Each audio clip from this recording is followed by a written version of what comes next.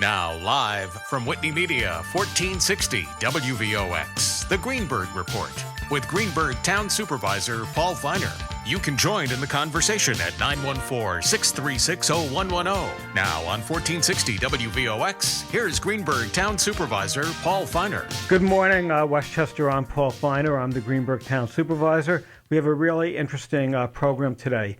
Nelson Rockefeller, Steven Spielberg, Whoopi Goldberg, Tom Cruise, Mayor Adams in New York City, Albert Einstein, they all have or had dyslexia.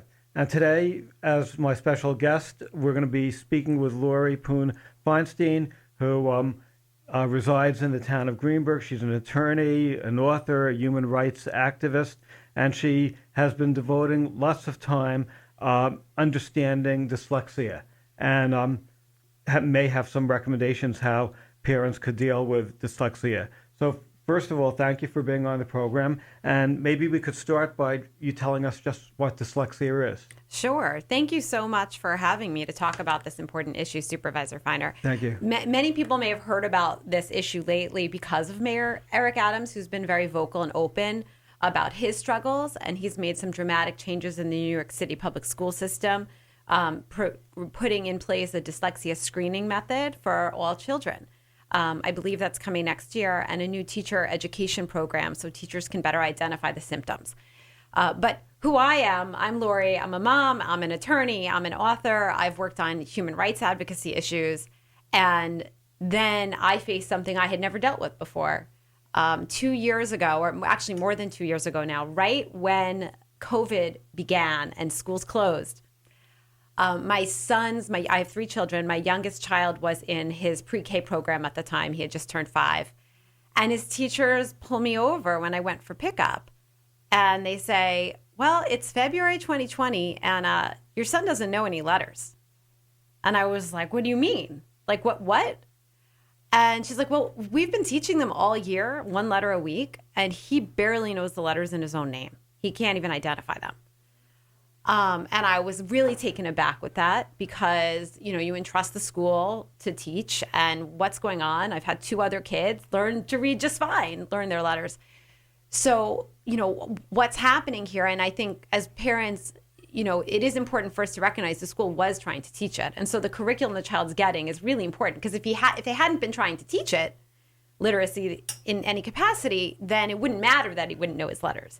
But it did matter. And so then schools closed. And I was left on my own, and, I'm kind of a endeavorous person. So I started to teach him at home, and it did not work. I was like writing a capital C, capital S, laminating them, coloring them. He did Play-Doh. I'm putting it on the floor. He could say K, S, C, everything. The next day, it was like Chinese to him, and we don't speak Chinese. So clearly it wasn't working. And I knew he was smart because his math was great. He was so, talkative and curious. And so I started to reach out to other parents and who had reading tutors or specialists. And I decided, you know what? I can't get him diagnosed. There was no one who could see him. It was COVID. Nobody could come to the house. It's like, okay, I'm going to figure out how to teach him a curriculum that's intended for children with dyslexia. Let's see what happens. So you knew it was dyslexia? I didn't know, but I hoped it wasn't, honestly, at the time. But I knew that whatever is the traditional ways to teach someone, it was not working at all. So what else could I do? So I'm like, okay, there's this great school, Windward, near us. They use this curriculum called the PAF program, Preventing Academic Failure, where you do basically intervention before a child fails. And I was like, okay, I'm going to try this. And I bought it off pafprogram.com. And it began working. Oh, that's amazing. We have to take a break, and then we're just going to learn more about dyslexia and what people could do if they find out their child has dyslexia. And I should also mention, maybe were you sort of devastated when you first found out about the dyslexia? But the key is there's so many people who become great successes. This is a treatable learning disability. Right. So, it's actually unbelievable to have dyslexia because there's proven scientific methods that treat it. And that's just very rare for most medical conditions. Terrific. I'm Paul Feiner, and we'll be back in 5 minutes with Laurie Puhn Feinstein, and we'll learn more about dyslexia. 1460 WVOX. Now back to the Greenburgh Report on 1460 WVOX. Once again, here's Greenburgh Town Supervisor Paul Feiner. Good morning. I'm Paul Feiner. I'm the Greenburgh Town Supervisor, and my guest today is Laurie Puhn Feinstein. Laurie is a graduate of Harvard and Harvard Law School, and we've been discussing the challenges dealing with dyslexia. And you were talking about your son who has dyslexia. Right. And how old is he now? He's 7.5. And I wanted to know the impact on self-image.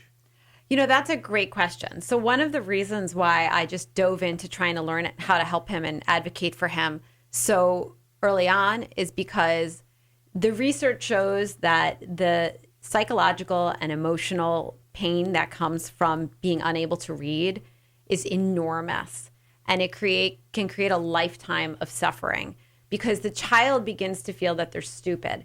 And even my son, who we know what's going on. I spent a year teaching him at home, the next year advocating for him aggressively in the school system, in the public school system, to be correctly identified and get services, which, by the way, is not easy to do. It takes a lot of effort on the part of parents, and it's a never-ending struggle. And I can share more tips on that. But beyond that, why does this fight matter, and why does it matter for a young child?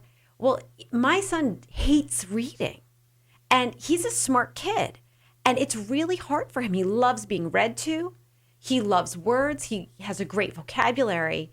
But the reading is so arduous for him. He'll tell me, I'm the worst reader in my class. And, you know, and I teach him self-advocacy skills already, like to understand that his brain works differently. And he's going to learn to read the way that works for him. And, you know, he's going to be a great reader. It's just going to take more time and it's going to be different. But that, you know, that only goes so far. I mean, other kids are reading stuff to him. He gets classwork he doesn't understand because even if you get pulled out for intervention, you're sitting in the classroom and you don't really know what's going on. And so sometimes you're getting treated like you're behaving badly, you're inattentive. Now, a child might also have those problems separately, but how do you pay attention when you don't know what's on the board? How do you pay attention at your seat to a worksheet when you can't remember the directions that you were told and you can't refresh your memory because you can't read the instructions? So you start feeling really badly about school. And so I'd like to just share, you know, the reason why this moves into a human rights issue is because untreated reading problems have severe life consequences. Sometimes it's dyslexia. Sometimes it's other, you know, genetic issues. Sometimes it's poor education. And if we look at what's the worst that could happen, so I'll ask you the question. I like to look at the data on juvenile delinquency in prisoners to see the extent of the damage caused by being unable to read. So I'll ask you, Supervisor Feiner, what % of inmates in America's prison are unable to read above a 4th grade level? What % would you guess? Gosh, that's putting on the spot? You're putting me on the spot. All right, I'll say this. Do you think I'd say 40%? Okay, 40% is a good guess. It's 70%. Oh, wow. 70%. What % of all juveniles who interface with the juvenile court system are functionally illiterate? So that means they lack the necessary literacy for coping with most jobs and everyday situations. What % of those juveniles are functionally illiterate? I would say a lot. It was probably a lot. Yeah. Of it. Okay. 80%? Wow, you're close now. You got 85%. Right. And so what we're seeing is like estimates range of dyslexia range from 5% up to 20%. So you just got to assume in every classroom there's a child who's dyslexic. So you basically have like two types. You have some kids who are going to be excelling, like the Whoopi Goldbergs or the Steve Spielbergs, because they got the support when they were younger and they were able to overcome the dyslexia issues. And then you have a group of people who are falling behind because nobody gave them the attention, and then they basically do poorly in school. They have low self-esteem, and then they basically become problems in society. Well, I mean, literacy is a human right issue. It's a bridge to equity. If you can't read, how do you have employment options, healthcare access, navigating your daily life, and then providing tools of support for your own children? So, reading is a method toward moving up. And there's, really a right to read, which is in the UN Declaration of Human Rights, the right to education. And there's something called the Matthew effect, which I love hearing about. And there are people who study this, and it basically comes from the Bible. And it's the idea that the rich get richer and the poor get poorer. And it's idea from the Gospel of Matthew. And I'll read it specifically. For to everyone who has will more be given, and he will have abundance. But from him who has not, even what he has will be taken away. And so when you think about a child, and if we look at the data on reading proficiency, and so in New York State, we have annual assessments the end of the year for children in grades 3 to 8.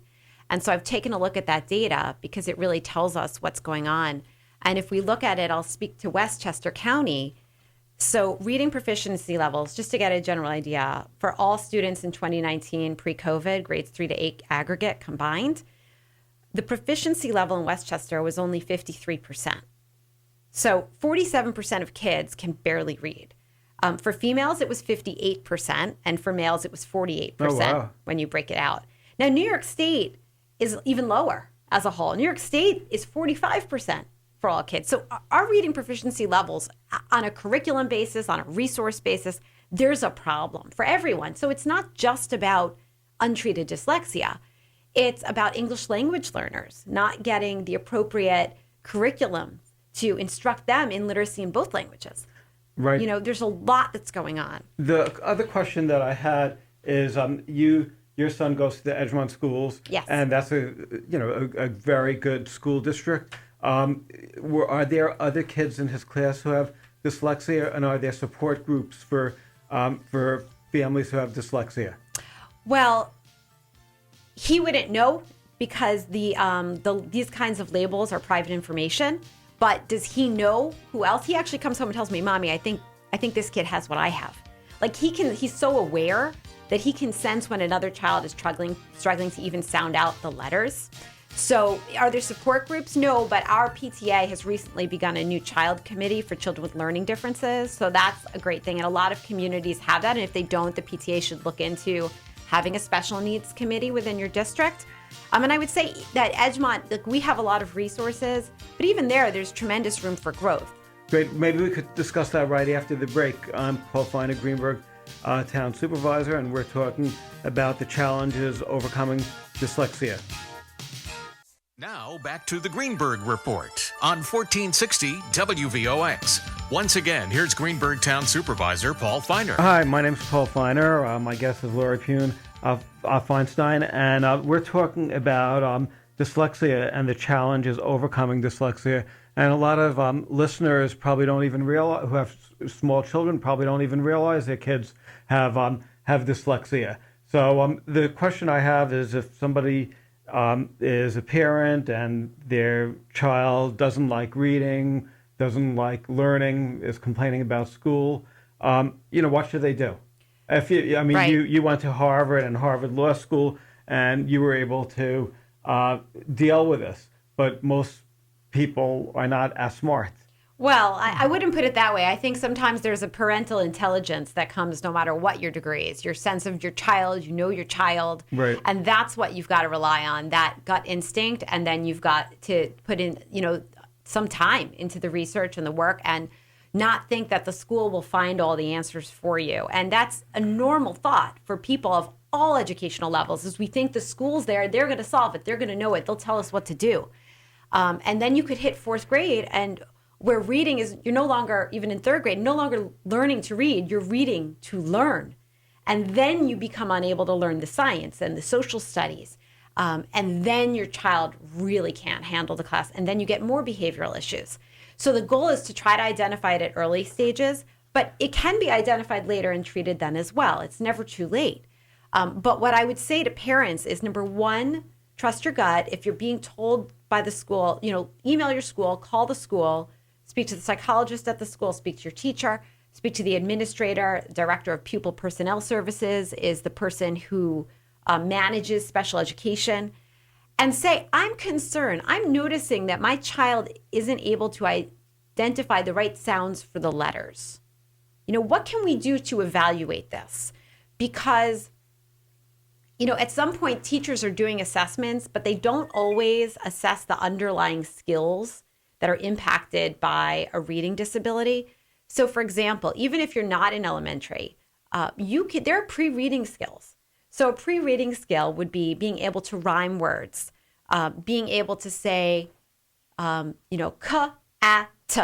What word is that? And you will find that some of these children cannot say cat after hearing that. Or you say, I'm going to give you the word cat, and I'm going to take away the first sound, k, and replace it. And you tell me the new word. So, cat. Now replace the k with a h. What's the new word? And my son would have said, ta. It would have gotten all mixed up. It wouldn't have been hat. That's a pre-reading skill. So there are tests that a school can do, a district can do, to look at it for 5-year-olds. This can be done. Now, does your school district have, after you identify dyslexia, are you getting special services from the school? Yes, but I would say that, I really like to be open about my situation. And what happened was I worked with him at home. After a year of work, he was able to identify the sounds associated with letters. Meanwhile, his IQ was really high. So this was this dramatic discrepancy between his other abilities and this specific area of reading and literacy. So I knew something was off from that at the very least. And then I went to the school in the beginning of first grade, and the teacher, and she's a good teacher in many ways. And I'm not here to criticize teachers because they're given so much responsibility with a large group of students, and it's very difficult. But I said, he's got a problem. There's a problem here. We need to evaluate him further. And I was told he's just not ready for learning yet. Wait and see. He doesn't need to be able to read every word. She said that to me. So I was like, wait, no, I know there's a problem. And it was just, I met resistance. No, he's reading fine. He's reading these books in school. She'd tell me what books he's reading. I'd get the books. I'd look. He could read it with the covers shut. He had memorized the words in the book, knowing that that's what you need to do to please your teacher. So he could appear. It was camouflaged. So this went on, and then I spoke to the assistant principal. I said, please, you have to do something. I can tell. And at that point, I was going to go for a private evaluation. And again, I'm privileged. I had the resources to do this. This can cost $2,000-$3,000. So, but the schools evaluate as well. So I also filed, anyone can do this. A parent can file to have your child evaluated for an IEP. And you just write a letter saying, I am concerned about my child's reading. I am asking and requesting an evaluation on this for an IEP. They have 60 days to evaluate once you provide that consent. That's true in every district. And any parent can do this. The school doesn't need to agree, and they will evaluate. I was just trying to get the school on board in a collaborative manner before I filed something like that. So once they evaluate, then what extra resources do parents get? Well, that's a loaded question, because the treatment that has been medically proven to work is called structured literacy. It's an explicit, direct instruction. And these are a lot of big words that, no, I did not know any of them when I began this. And now I know the minutia of different curriculums. But essentially, a lot of classrooms teach in this group learning environment where the teacher might teach a mini lesson in the front about, two E's together make the E sound. And then the kids go in their reading groups and they read, and maybe they get some corrections or not. And it's almost like learning by osmosis. It's just, you're absorbing it in that environment. Guess what? That worked for my other two children. That worked for them. But it does not work for a given 20 to 40% of kids. And those kids are not all dyslexic. They need to know that the Y at the end of a 2-syllable word makes an E sound, and the Y at the end of a 1-syllable word doesn't make that E sound, right? So there's rules that even as an adult, I didn't even know these rules because that's not how I learned it. But 20 to 40% of kids are going to need that kind of direct instruction, repetitive, daily, building one step to the next step to the next step. And most of the books are just throwing in lots of different words, even if it's at a level A or B or C. You might end up with the word happy in it. but my son couldn't read the word happy because he's going ha-a-pa-pa-ya. So I guess what I'm just really trying to say is parents, you should trust your gut. You need to advocate, speak to the teacher. Don't assume that they're going to be against you. Reach out and really make that effort of collaboration. But if you don't get it, file for that IEP. Like, you don't have to do what they say. Right. And then the school district has to give you extra attention. Right. And then, so he qualified for it. My outside evaluation was consistent with what they found in school. Those schools don't diagnose dyslexia. They might say reading disability. It falls under a specific learning disability. Or they might find that he doesn't qualify, but they'll give building support or some other additional reading groups. And structured literacy is a curriculum. There's a Wilson program. There's Take Flight. There's tons of names of programs. And the trouble is schools don't necessarily follow them completely. And so the child, even though it's better than what it was, it's far from perfect. Why do you think there's so many success stories, people overcoming dyslexia? I mean, if Albert Einstein was able to overcome it, or Steve Spielberg. David Boies, the attorney, the famous attorney. Yeah. So he reads very few cases for his work, but he understands each one to a degree that no one else understands it. So what happens in dyslexia is it's actually a brain difference. And if you read this book, Overcoming Dyslexia by Dr. Sally Shaywitz, you can learn more about the research Yale has done and other places, taking MRIs. And so what happens in a dyslexic brain is the reading component is going on in different parts neurologically. And those are the parts that are stronger. And so generally speaking, dyslexia is associated with many talents for visual and spatial processing, engineering, building, architecture, a lot of these kinds of things. And I see it in my son. He can sit for hours building Legos that are way above his grade level. They're picture directions. But also, I guess, anyone who's overcoming the challenges of dyslexia, you have to have the personality where you're going to say, I'm going to overcome this challenge, and that could help you become more successful later on. Absolutely. Also. I mean, I think anyone dealing with a setback, or an obstacle, any kind of learning disability, those who are people we would know of as celebrities are going to be people who said, no way, I'm not going to let this stop me. I mean, but even Mayor Eric Adams, who has dyslexia, says he wasn't even diagnosed as a child. That's why he's making these changes in the New York City public school system to benefit other kids like himself. And he joked, he's like, if I had been treated for dyslexia in school, you'd be calling me Mr. President, not Mr. Mayor. And so, there's a sense of what would each person have become. But yes, I see there's this great book, The Dyslexic Advantage, Unlocking the Hidden Potential of the Dyslexic Brain. And there's something called dyslexic thinking. And it really, and everybody's different. There are a lot of different strengths associated with it. But the big picture ideas, my son really does get it. The gist of things. You could drop him somewhere and he can find his way back. His sense of direction is phenomenal. Like, other parts of his skills are just really, really exciting. He likes crafting. He can build with clay. He builds puppets and characters that my other children use in their little animations.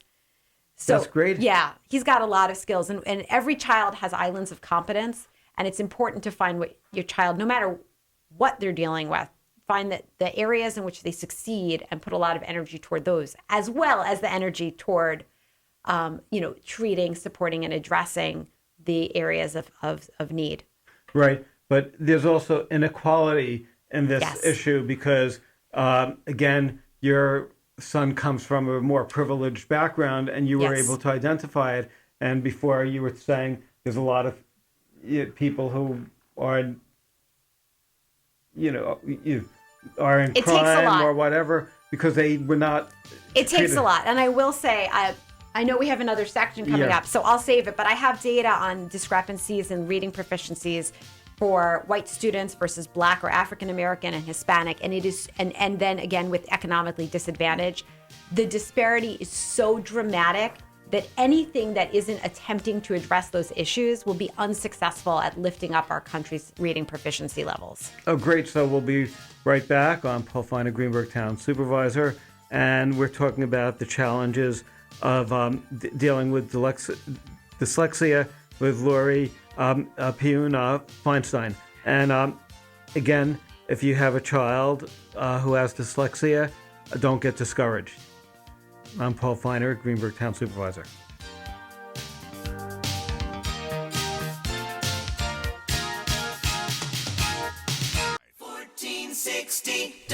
WVOX. Now back to the Greenburgh Report on 1460 WVOX. Once again, here's Greenburgh Town Supervisor Paul Feiner. I don't want to go in too much and bore people. Good morning. I'm Paul Feiner. I'm the Greenburgh Town Supervisor, and we're talking with Laurie Puhn Feinstein about dyslexia. And during the break, Laurie showed me a chart highlighting the disparities between wealthier and poorer, school districts. And even in Greenburgh, some of the poorer districts are not that poor compared to other communities around the country. But could you tell us a little bit about that? Sure. So the data on reading proficiency in New York State, which means if you're reading proficiently, you can get by or be a great reader. But if you're not, then you're going to have a lot of trouble. And you might become functionally illiterate or illiterate. So the data shows that in Westchester, white students are at 68%. 68% are proficient in reading, which may seem low, but New York State is 51%. So Westchester is doing better than New York State as a whole. And Black or African American students in Westchester, the percent who are proficient, who can read, is at 33%. So Westchester County, white is at 68, Black is at 33, less than half. Hispanic or Latino is at 35%. This is telling us something. But then when we look at other data that looks at not communities that are not economically disadvantaged, or students not economically disadvantaged versus those who are, and this is measured by students getting a free or reduced school lunch, you find that in Westchester, students who are not economically disadvantaged, 68% are reading proficiently, and those who are economically disadvantaged, poorer, are at 30% proficiency. So income level has a lot to do with some of the racial disparities that we see as well. And so when we're talking about treatment in schools, not just dyslexia, but how do you raise reading proficiency levels for all students and all districts, we have to think about the curriculums. And we have to think about, to some extent, and I know that's a hot button issue, but culturally insensitive curriculums.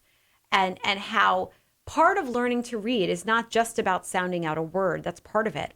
But the way to recall the word, for instance, my son with dyslexia had to read ka-at-ta 800 times before it got stored in his word recall as cat, where he could just see the word and say cat. Most people, typical readers, might only need a few times. But he can store the word cat because he knows what a cat is. He can associate the word with the meaning. And so background knowledge and vocabulary is so important. And if a child is learning, it is a dual language learner or a dual dialect learner, and what they're speaking at home is being discounted or discredited or not utilized effectively to build it and utilize it as background knowledge, then they're hindered in their development of vocabulary and the ability to associate meaning with words. And there's a lot of research on this. There's doctors out there, psychologists who have built curriculum structures and ways of teaching literacy to diverse student bodies. And we need to take a look at that. One of the women who stand out in my mind, I've listened to a lot of her work, is, and I want to grab this here, but it's Dr. Elsa Cardenas-Hagan, who's president of the Valley Speech Language and Learning Center. And she's incredible with her work on dual language learners. So there's a lot of resources out there, but to address this, yes, I ask that our school districts pay a little bit more attention to these issues, and parents recognize that they're not always going to have the answers, and we have to do a lot more work than we thought we did. And also, I wonder if schools should be training teachers to, sort of try identifying children with dyslexia at an early age. Absolutely. I mean, if you're not going to do it in kindergarten, then we should screen in first grade. And there's a fear of overdiagnosing. So, that's where a lot of the pushback comes from too. Like, what if this child just has a behavior problem? What if they do grow out of it? They don't want to label someone too early. Well, the problem of not being able to read is the worst label of all. of all these things we're talking about, because the child who can't read then self-labels stupid.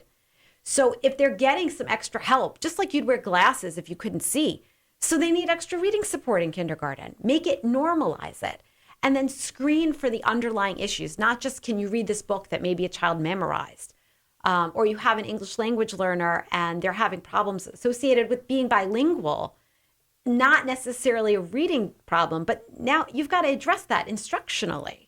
I was sort of thinking that the New York State Board of Regents oversees all the schools, and obviously there's problems with lack of attention on the schools. Have you, tried reaching out to the Board of Regents and, come up with sort of like a step-by-step initiatives for all school districts? And because my feeling is that with a little attention, I would think that the state legislature and the Board of Regents might want to give this more attention.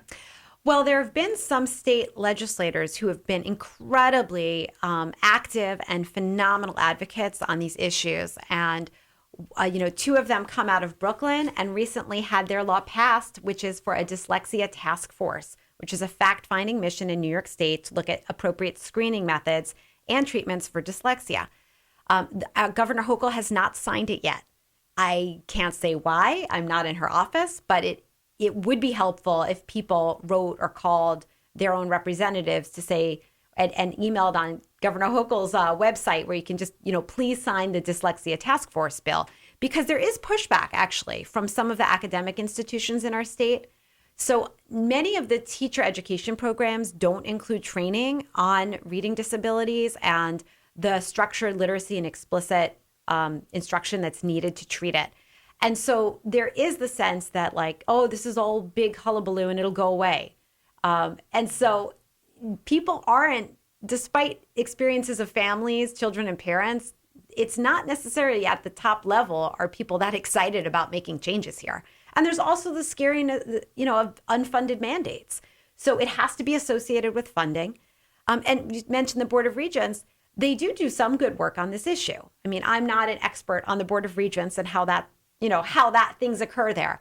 But I would say we do have a multi-tiered system of support in New York State where children are supposed to be screened if they're having a reading problem to move to tier 2 and tier 3. But there's no accountability. School districts don't have to report to the state or the Board of Regents or anyone on what they're doing. And I found it very difficult to understand how the tiered system is assessed and what tier my child's in. And so there are modifications, legal modifications, that would be very helpful to create accountability. I was sort of thinking you're giving so much support to your son, and, he has a good IQ and doing a lot of great things. How long do you think it will take him where he won't feel that he's behind? Right. Well, dyslexia never goes away. If you were accurately diagnosed, it's a learning disability. It will never go away. And even the most successful people who have dyslexia read slower, Right. but they're still reading maybe at the 50th percentile level. But their other skills often are so extraordinary that it either compensates or they figure out how to delegate certain responsibilities, and it doesn't hinder their abilities to succeed. But how long it takes depends on the child. Every child's different. Some have it more severely than other children. They're not all the same. And it depends whether you're getting the appropriate treatment. And so, for instance, the Wilson method has structured lessons. You do lesson 1 and lesson 2 and lesson 3 and lesson 4. Well, each lesson takes 2.5 hours. It's broken down into blocks of 30 minutes. And I'm not being exact here, but if the school's doing it and they're only doing half of it, your child's not going to be a great reader. This isn't going to work that well. And so I found when I have this knowledge and I'm like, oh, that's interesting. So you're telling me he's going to have, 90 minutes of intervention a week. But the program that seems to be what you're telling me you're using requires, 2.5 hours a week. So how is this consistent? Right. In terms of libraries. Yes. Now, libraries are a place for reading. And what could libraries do? Libraries are really the hub of communities. And it certainly is in Greenburgh. The Greenburgh Library is phenomenal. So I went to the library to find books that my child could read. And there's a certain book called Decodable. A decodable book, D-E-codable, is a book where all the letters have sounds that my child has learned. So it might be just the 26 letters and a few things like CH makes the ch sound that you would know on sight, or SH makes sh. So he needs books that just have that. Otherwise, they're so difficult, and he's guessing the words. That's called a decodable book, and they have them at each level of learning for a child. Our library really didn't have any of them. And I bought some online, but if it's not on the topic he's interested in, it's still so arduous for him that he doesn't want to read it. So I went to the library, and they were very responsive. And I'm really appreciative of the children's librarian and the director of the library, Christina. They are going to purchase decodable books. They are working on it. It will take some time. And they will do the needed training to understand how best to use them, and how to help educate parents about how they're useful. So there's a great nonprofit called teachmykidtoread.org. And they also provide free professional development training to libraries and suggested lists of decodables. That's like really amazing. It seems like you're doing a really fantastic job. Have you thought about running for a school board position? Because would you be able to get more done? I am a permanent advocate, and so I need to be able to have my large and loud opinions, hopefully backed up with data and evidence. And I do like to collaborate and work with people. It's much easier than being, antagonistic. But at the same time, the single issue focus that I take on one at a time, I think works better from the outside. And I do want to add on some local, I think you had mentioned it, a wonderful nonprofit called Student Advocacy, which offers educational advocates and attorneys to low-income children at risk of failing school or dropping out. So you can look up Student Advocacy. And that's also for for any student, I think, who has problems. They have a sliding scale, but they're oversubscribed. So, right. But anyway, there's a lot there. And if people want to reach me, my website is lauriepuhn.com, LauriePuhn.com. This is really great. I learned a lot, and thanks so much. And hopefully, I'm sure you'll make a big difference in getting people to be more aware, and hopefully getting some changes that could help. Children I always knew about dyslexia, but I never really thought about it as a way of dealing with societal issues, and the inequality is really very troubling. Right. I mean, could you imagine what it's like if you went into a foreign country and everything's in another language and they thought you were stupid because you didn't know it? Right. Are you kidding me? You didn't learn it. Good. So thanks a lot. Now you got me interested in a new course. I'm Paul Feinstein, Greenburgh Town Supervisor. Love it. Thank you.